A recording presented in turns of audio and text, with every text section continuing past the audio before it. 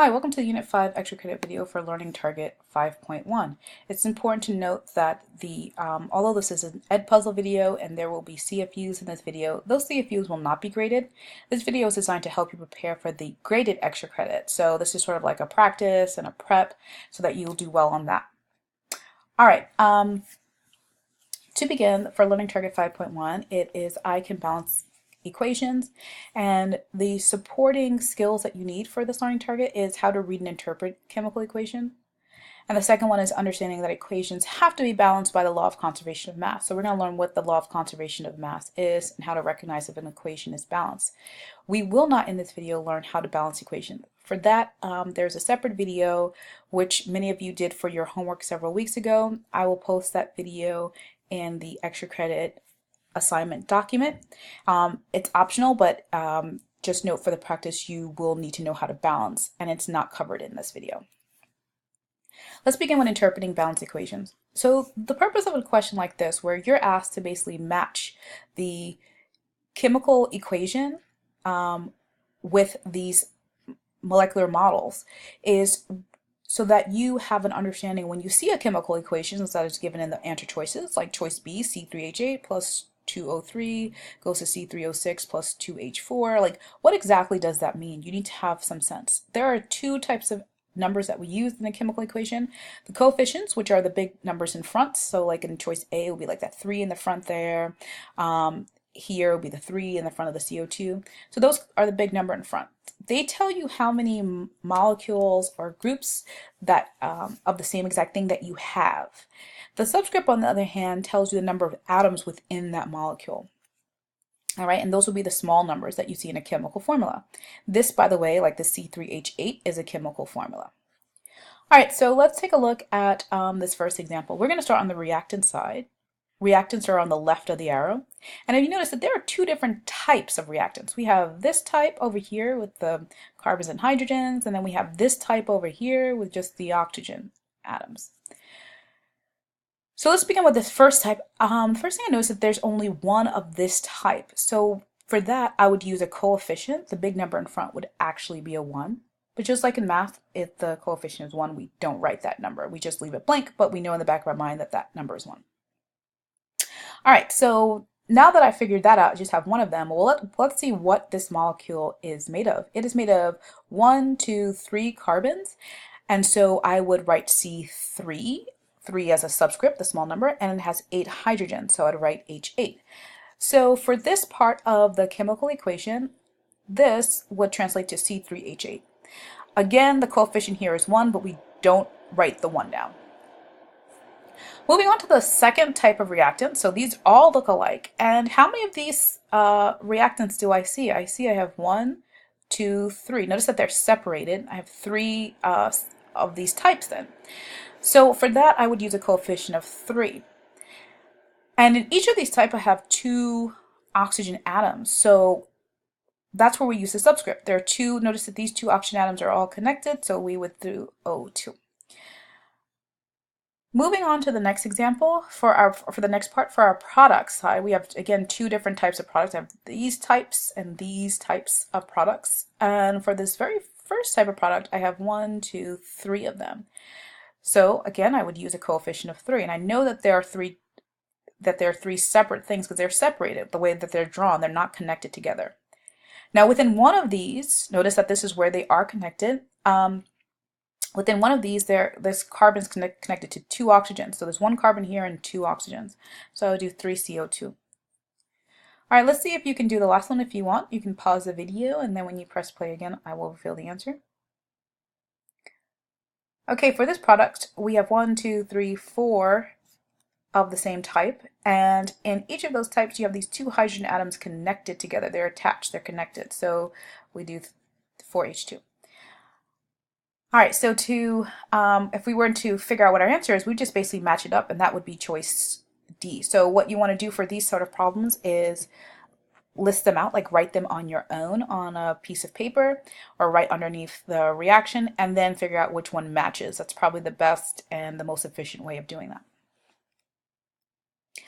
All right, let's go on to our next example. Before I begin, why don't you try it out, see if you can get the answer, and then when you press play again, I'll go over the answer. Okay, beginning with the aluminums here, take a look at these aluminums. Are they connected together? No, they're not. They're separated. So because they're separated, we have two separate um, atoms here. And so we would use a coefficient of 2 in this case, and they're two separate aluminum atoms. These aluminum atoms are not connected to anything, they're by themselves. So we do 2Al. And so in that case, it would not be something like choice A with you use a 2 as a subscript. We wouldn't do that because they're not connected. You only use a subscript for things that are connected. When they're separated, you use the coefficient. Moving on to the second type of reactant we see, we have 1, 2, 3, 4, 5, 6 of this type. So I would use a coefficient of 6 because there's 6 separate things there. And we have 1 hydrogen and 1 chlorine in each of those. So it would be 6HCl. Let's move on to the product side now. So for our product, we have again 2 different types of products. For the first type, there are 2 separate groups that are exactly alike, right? These 2 things are exactly the same thing. So I would use a coefficient of 2. So since I have 2 of them. And in each one I have 1 aluminum and 1, 2, 3 chlorine, so AlCl3. And for this last one, there are 1, 2, 3 molecules that are exactly alike, or 3 things that are exactly alike. And in each of these molecules I have 2 hydrogens. I know that once again because they are connected, so I would do 3H2. So just a quick recap, anything that is exactly the same thing and you just have multiple of them, you know that you have multiple of them because they look exactly alike and they're separated out, like in the case with the 6HCls. You use that coefficient up front to show you how many of that type of thing you have. And then for things that are connected together, like the chlorines that are connected to this aluminum, that's where you use the subscript. It tells you how many atoms you have in one of those that are connected together. So matching this one up, we see that it is choice B. You're going to try to do the same thing with this CFU here. So for this CFU, it's a good idea to take out a piece of paper and write down your answer. When you press play again, I'll reveal the answer. All right, here's the answer. So in this case, we have, for the first reactant, we have 2 separate things that are exactly the same, right? And in each one we have 2 iron atoms and 1, 2, 3 oxygen atoms. So this will be 2 Fe2O3. Here we have 1, 2, 3 separate carbon atoms, so we use that coefficient. Here we have 1, 2, 3, 4 separate Fe atoms or iron atoms, so we use that coefficient. And here we have 1, 2, 3 things that are exactly the same, so our coefficient of 3. And in each of those things we have 1 carbon attached to 2 oxygens, so it's 3 CO2. So that would be answer choice D. Okay, so there's what's a good thing to do now is to write down anything that you have learned, particularly when do you use coefficients and when do you use subscripts. And overall, what is the process for interpreting a models into a balanced chemical equation? Let's move on to the law of conservation of mass. So for law of conservation of mass, it states that matter cannot be created or destroyed. And that means since matter cannot be created or destroyed, whatever the mass that you start off with is the mass that you're going to end up with. So the mass of the reactants that you start off with should equal the mass of the product. For example, if you start off with 10 grams of reactant, you should have 10 grams of product. On the flip side, if you make 35 grams of product, how many grams of reactants you start off with? 35, because these 2 numbers should be equal. The other component of this is that if matter cannot be created or destroyed, then the number of atoms that you start off with need to be the same number that you end up with. So if your reactant, on the reactant side, you have 12 carbon atoms, on the product side, you also need to have 12. All right, and this is important for balancing equations. This is why we balance equations the way that we do. So let's start off with this problem. It's actually to fill in the missing information in the table. Notice in the table that we have 2 reactants here and 1 product. They give us the mass for most things except for O2. That's the thing that we're trying to find. So how do we find that? We know that the mass of the reactants must equal the mass of products. We see on the product side that we have a total of 10 grams. And on the reactant side, we have, it should also be 10 grams. So the mass of reaction should also be 10. We know that we have 3 grams of hydrogen, and we're trying to figure out, well, how many grams of O2? Well, what we're going to do is just some mental math here. 3 plus what will give you a total of 10 grams. And when you do that mental math, you get the mass of O2 to be 7.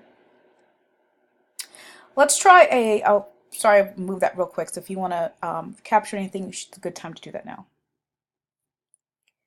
Let's try one more problem like that. So if you want to pause the video and try it on your own, you can. If not, I will work this problem through with you. Okay, so here you see you have a total of, so you have your reactants, you have your products. And on the reactant side, you have 64 grams of one and 192 grams of another reactant. So if you add those two masses together, it will give you the total mass of reactant, which will get to 256. So what does that tell you about the mass of the products? That should also equal 256 grams. Okay, so we can use that information to figure out, well, if one of my products weighs 152, what would the other one weigh? So 152 plus question mark equals 256. Doing some mental math there, we see that the answer choice will be choice C, and that the mass of the zinc would have to be 104, because 152 plus the 104 would give you the 256. Okay, now you're going to go try this CFU. After you enter your CFU, when you press play again, you will see the answer.